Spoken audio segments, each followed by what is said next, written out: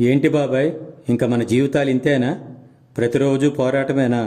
దీనికి ముగింపే ఉండదా? జీవితం అంటేనే యుద్ధం అబ్బాయి.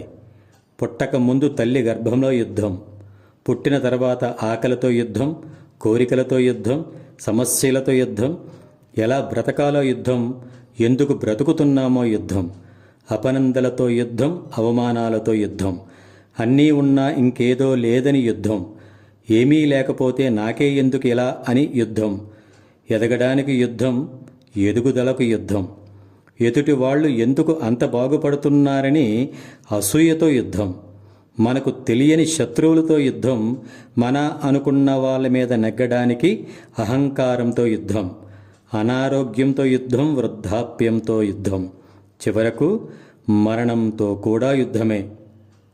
మరి ఇక ఇంతేనే బాబాయ్.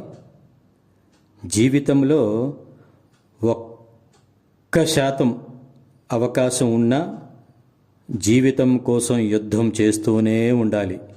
అంతకు మించి వేరే మార్గం లేదబ్బాయి. జై హింద్.